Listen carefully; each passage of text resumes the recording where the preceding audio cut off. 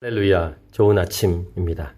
하나님께서 우리를 사랑하실 때 끝까지 사랑하십니다. 우리를 위해 십자가에 못 박혀 죽으시기까지 모든 걸 다 쏟아부으시고 사랑하셨습니다.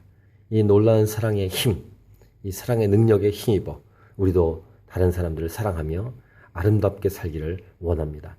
오늘은 2015년 2월 17일 화요일입니다.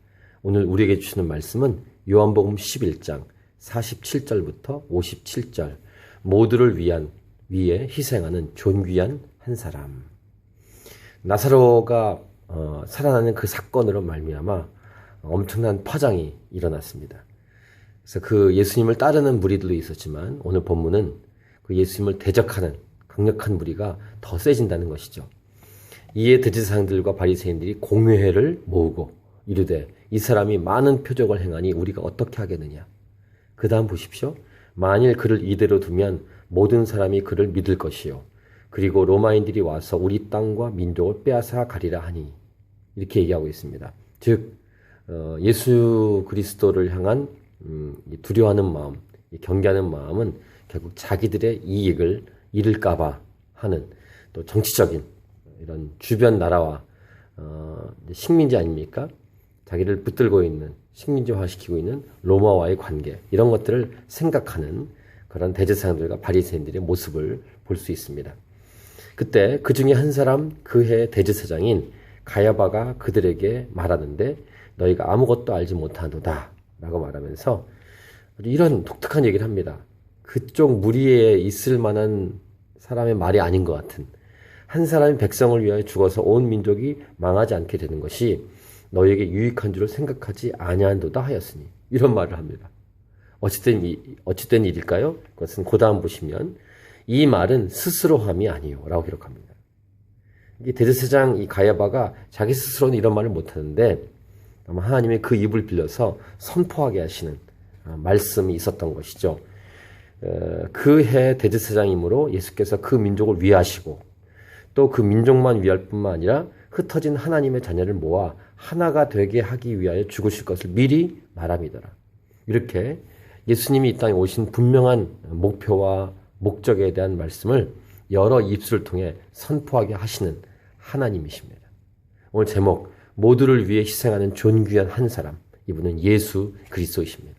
우리를 위해서, 우리를 살리기 위해서 희생하시는 예수님의 모습을 이들의 고백을 통해서도, 아니 이들이 아니죠, 한 사람, 대제사장 가야바의 말을 통해서도 우리는 확인할 수 있습니다.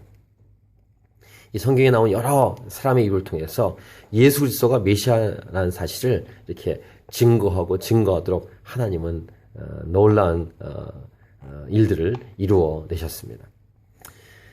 그러나 오늘 본문의 그 다음 본문은 이렇게 이어집니다. 이날부터는 그들이 예수를 죽이려고 모여하니라. 이날부터는 이제 예수님의 십자가 사건이 점점 가까이 다가오는 때가 된 것입니다. 그래서 예수님은 어떻게 하셨는가?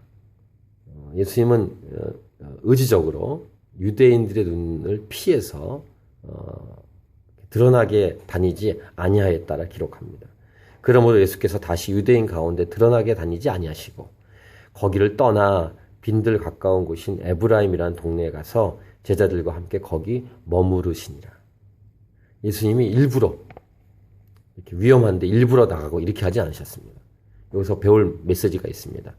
하나님의 때를 기다리는 그런 삶을 살아간다고 해도 자기가 할 수 있는 최선을 다해서 몸을 보호하고 때가 십자가에 죽을 때가 있지만 그 전까지는 보호하고 할 수 있는 한 최선을 다해 피하고 한다는 것, 이런 것도 우리에게 주신 놀라운 메시지이죠. 그 다음 한편 그 주변 상황이 이렇습니다. 유대인의 유월절이 가까우면 많은 사람이 자기를 성결하게 하기 위하여 유월절 전에 시골에서 예루살렘으로 올라갔더니, 마치 이렇게 동화나 소설로 보면은 뭘 암시하는 것 같지 않습니까? 유월절이 다가옵니다. 이제 유월절에 어린 양이 되기 위해서, 희생 제물이 되기 위한 예수님이 어떤 그 십자가 달리기 위한 그런 암시를 주는 말씀이 오늘 이 말씀이죠. 그들이 예수를 찾으며 성전에 서서 서로 말하되 너희 생각에는 어떠하냐? 그가 명절에 오지 아니하겠느냐 하니, 이는 대제사장들과 바리새인들이 누구든지 예수 있는 곳을 알거든 신고하여 잡게 하라 명령하였음이리라. 이렇게 오늘 본문의 11장은 마무리합니다. 그리고 내일부터는 12장으로 이어집니다. 예수님의 십자가 사건이 가까이 오고 있습니다.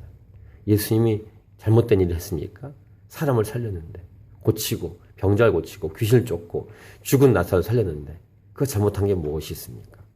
그럼에도 불구하고 예수님이 십자가에 달리는 사건이 가까이 오고 있습니다. 이것은 하나님의 의지입니다. 하나님의 뜻이죠. 하나님의 계획 아래 있습니다.